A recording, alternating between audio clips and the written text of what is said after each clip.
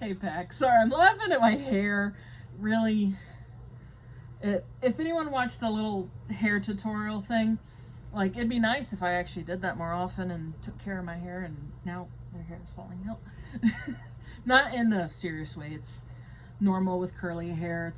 They say on a day-to-day basis you lose so many pieces of hair, and with curly haired people, I think most of it just stays in there. And we do lose some, but most of it stays in there and then knots up. And that's why we have bad tangles. Anyway, oh gosh. That is June the 2nd. Show the picture for June. Isn't that cool? Look at that art. That is so neat. It's the Dawn Treader. I'm guessing it's when they enter the world. Okay.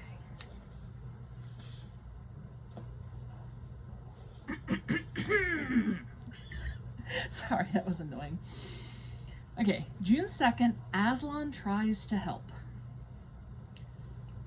Aslan, said Lucy through her tears, will you do something for these poor dwarfs? Dearest, said Aslan, I will show you both what I can and what I cannot do. He came close to the dwarfs and gave a low growl. Low, but it set all the air shaking. But the dwarfs said to one another, Hear that? That's the gang at the other end of the stable, trying to frighten us. They do it with a machine of some kind. Don't take any notice. They won't take us in again. Aslan raised his head and shook his mane. Instantly, a glorious feast appeared on the dwarf's knees. Pies and tongues and pigeons and trifles and ice, and each dwarf had a goblet of good wine in his right hand. But it wasn't much use. They began eating and drinking greedily enough, but it was clear that they couldn't taste it properly, that they were eating and drinking only the sort of thing you might find in a stable. One said he was trying to eat hay, and another said he got a bit of a old turnip, and a third said he found a raw cabbage leaf. But very soon every dwarf began suspecting that each other dwarf had found something nicer than he had. And they started grabbing and snatching and went on to quarreling, so in a few minutes there was a free fight, and all the good food was smeared on their faces and clothes or trodden underfoot. But when at last they sat down to nurse their black eyes and their bleeding noses, they all said, Well, at any rate, there's no humbug here. We haven't let anyone take us in. The dwarfs are for the dwarfs. You see, said Aslan, they will not let us help them. They have chosen cunning instead of belief. The prison is only in their minds. Yet they are in that prison, and so afraid of being taken in that they cannot be taken out. The last battle. Oh, it's the last battle! Oh. Okay, I wondered why this didn't seem very familiar. I can't read The Last Battle without crying. I cry every time, and I think I've maybe read it like 1.5 times. Not counting, the quotes from this. What does it mean to choose cunning over belief? You believe you're so smart that based on your intellect, only what you know to be true is true. There are people that believe, I'm going to make one up. I don't think there are people that believe this, but if there are, guess so, that gravity doesn't exist. Even though I can grab this. I don't want to actually drop this. I don't want to drop it because it has medicine in it. So, proof, gravity exists. But they will argue and they will say, no one will take us in. That's not gravity. That's whatever. It's you're fooling us. That is the type of cunning that You have to have somewhat of an open mind. It's okay to trust facts and science and cunning, but you also need to be willing to explore, because you might just realize you misunderstood something. Why is believing so hard for the dwarfs? They're afraid. They don't want to get hurt. And the best way for someone to never feel embarrassment or pain is to build a wall that no one can get through or climb over or get around. The problem is they can't experience the good things. They may protect themselves from getting hurt or embarrassed or looking foolish, but they also protect themselves from getting love and affection and encouragement and joy. It's, like you said, a prison. Have you ever felt imprisoned in your own mind? How?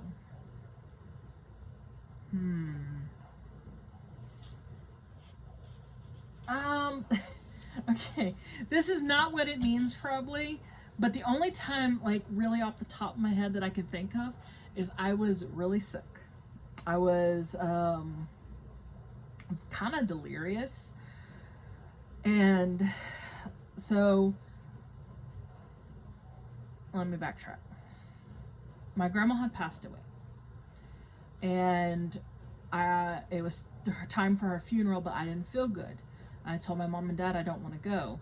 They forced me to go because they think, you know, I need the closure, and I'm not faulting them for that. That it was probably the right thing to do, but I have very little memories of that day because of how sick I was, and I didn't know enough to tell them because I don't know how old I was. I mean, I want to say I was like 12, maybe. But I didn't know I was that sick. I just thought I didn't feel good. And so at some point after the funeral, we drove back to a certain family member's house, and their AC went out. So not only is it, I live in Texas, by the way, so it's hot, and I don't know if it was summer. I think it was summer, but if you know Texas, unless it's like the dead of winter, and even then sometimes, it's hot.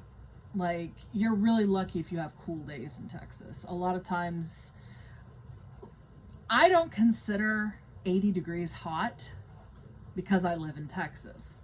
And I heard other people refer to it as hot. I'm like, no. Now, in the 90s, yes.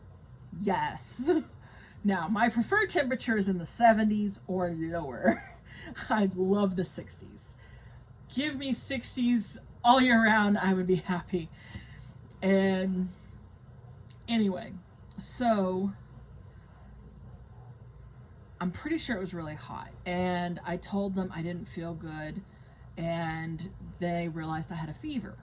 So our vehicle didn't have air conditioning. And you know, say what you will, we couldn't afford it. It wasn't like, you know, it's not like I'm a supermodel or something. You know, like my dad had a stroke and lost his job, and my grandma had died, and then my mom, who was the housekeeper, she made sure everything was taken care of. She, you know, raised me, taught me, homeschooled me, and so, like, there was not much money. And so one of the family members who did have working AC let me sit in their car for a little while, and it helped, but, you know, we couldn't leave it running forever. So I ended up getting out, and I asked if I could take a nap. And, you know, my family was very kind. They let me actually sleep in the parents' bed because the kids were all in the bedrooms anyway, and so I wouldn't have been able to really rest. And I wasn't the only one who was feeling bad, which is weird. It was me and my one cousin. And if I remember correctly, she was not as bad off as me, not even close, but she didn't feel good, that's for sure. Now, hopefully I didn't give it to her because something was up.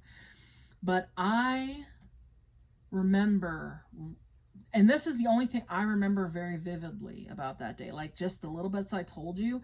And I remember tossing and turning and not being in control of my own body. I remember being like, there was a part of me that was aware, but couldn't do anything. And I started muttering random things. And this is why I say I was delirious, because I literally at one point went, "Happy Halloween!"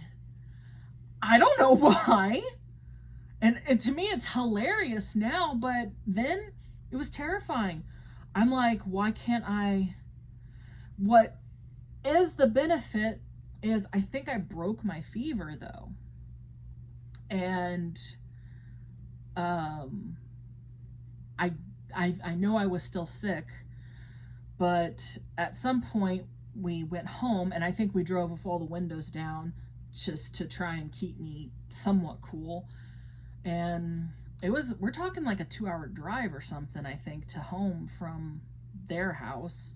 So it was a long drive up in a non-air conditioned vehicle, which we probably had the windows down on the way up too, now that I think about it. Maybe, because I have very sensitive hearing, and that sound of the wind going, ooh, that high pitch, like, shh noise, it gets me. And so, but I definitely felt like I was trapped. And the only other time that I really remember feeling trapped in my own mind is when I was under a type of anesthesia. And like, I was there enough to be aware, but my body was like drunk. So, and I've never been like drunk. I've definitely had tipsiness and, you know, a really good buzz, but I don't think I've ever been like drunk. If I was drunk, I'm like mildly drunk or something, but not, you know, like, "Hey, how you doing?" You know, like the stereotypical, which I don't even know if they're really like that. I know that some people can't stand and walk, and I was almost that bad because of this anesthesia. And it was like I was there, but okay, imagine you're like, hand, move up. And it feels like this is how long it's taking, and then it finally goes, and you're like, that's not where I wanted you to move. And you're like, oh, no, that's not where I wanted you to move. And you're like, good enough. And so I just, it was such a weird feeling, and it's just like everything was, like my motor skills were all jacked up, and I had never felt anything quite like that. And so, but yeah, those are the only times I ever think I felt like my mind was in a prison of types. I know that my mind has been imprisoned in ways of, for instance, ignorance. You know, like, if you, I don't remember if I shared this on this channel or if just on my like web page or something, but there was a period I went through where I just disliked all men, because I lived in some very sketchy environments, and I dealt with, I can give more details on it later, but I assumed that men only cared about one thing, and that they would do whatever they wanted to get that thing, and women were not safe. And I wanted to avoid men in general. The only men I knew I could trust were my family, because it was against the law for family to do stuff. And I'm not saying this is true or right or anything. I'm just saying that was like my logic. And I also grew up with them, so I knew them, trusted them, loved them. But that was a prison of foolishness, ignorance, of hurt. So I know I've been in prisons, but what it made me think of was those that were like sickness and medically induced. So I guess you could say my judgment of men at that time was a type of sickness. And because it's foolish to blame everyone on a select few from, the actions of a select few. I don't care if there's 100,000 bad people. There's billions of good people. So it's just, you just gotta, keep it in perspective, I guess. Anyway, I got very long-winded on that. I apologize. But I hope you like the reading, and I really enjoy reading Aslan. He's just like so wise and just really enjoyable to hear what he has to say. But until next time, howl the moon. Bye.